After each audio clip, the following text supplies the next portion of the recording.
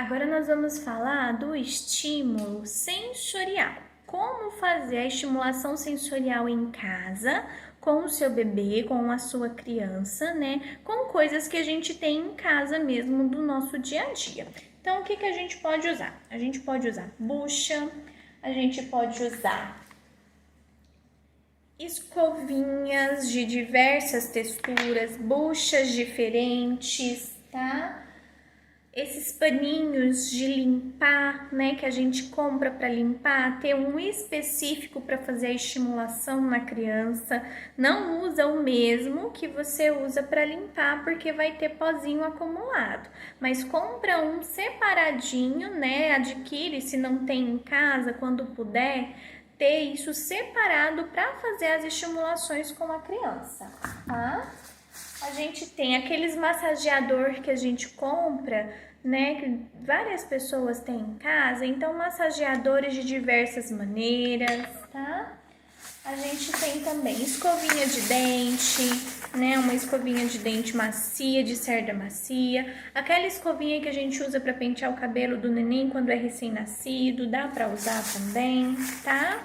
Mais massageadores, a escovinha de dente. E aí, como que a gente pode começar?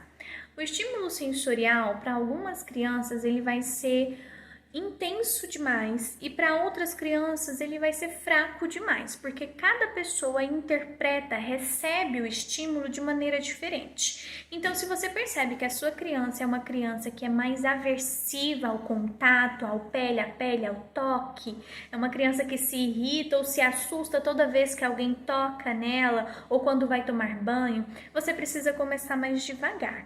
Tá? Porque essa criança ela vai reagir de maneira maior, mais do que a gente espera aos estímulos sensoriais. Agora, se a sua criança é aquela criança que cai, machuca e não chora, né? Não percebe que tá doendo, aquela criança que você abraça e ela não tem nenhuma reação, é uma criança que tem uma dificuldade nessa percepção do toque, do estímulo que está sendo oferecido para ela. Então, você precisa ir com um pouquinho mais de intensidade para que essa criança receba de maneira correta esse estímulo, tá?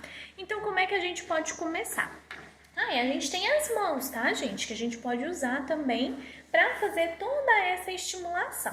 Então, a gente sempre começa com estímulos bem leves de toquinho, ó, em todo o rosto da criança. E nesse mesmo sentido, eu vou usando os materiais que eu tenho para fazer essa estimulação. Então, se a minha criança é uma criança que ela é mais aversiva, toque, eu começo fazendo na mão, eu faço no pé, para que ela vá se apropriando e se acostumando com esses estímulos, com esses toques, né, com essas texturas diferentes. Eu vou começar com o que é mais macio, o que é menos agressivo, para aquilo que é um pouquinho mais agressivo, para que a criança vá se acostumando com o que a gente está fazendo, com o toque.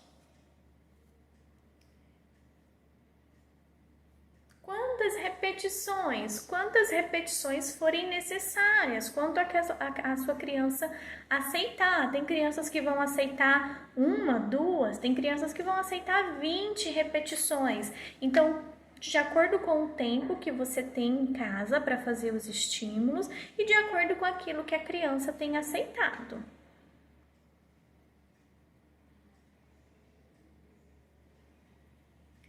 É muito importante a gente entender que os toques, da estimulação sensorial não são toques profundos, tá? Para os nossos objetivos, que é de sensibilizar toda essa região motora que a gente usa para falar, que a gente usa para se comunicar, que a gente usa para comer. Então, toda essa área, toda essa estrutura, nós fazemos um estímulo para conseguir alguma coisa depois, tá? Com a escovinha, de levinho, mais longo, mais rápido.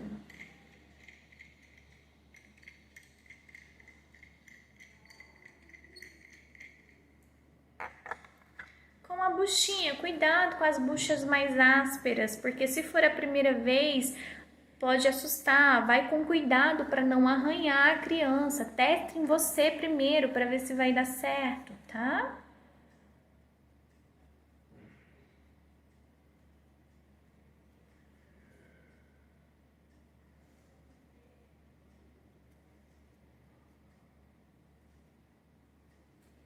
Faz mais repetições, tá bom?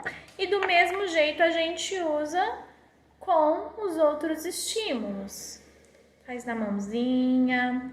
Dá para usar também o gelado, o morno, né? Tudo isso a gente vai fazer aqui no rostinho, nas mãozinhas e nos pezinhos, antes da gente, às vezes, ofertar uma alimentação, antes da gente começar, às vezes, uma brincadeira, um joguinho novo, para que a criança esteja atenta, né? Esteja com toda essa propriocepção de todos os sentidos, os órgãos da fala e da deglutição, da alimentação, todos eles ativos, né? Recebendo estímulo para poder dar uma resposta pra gente, né? Mais tarde ou mais cedo, conforme aquilo que a criança vem recebendo.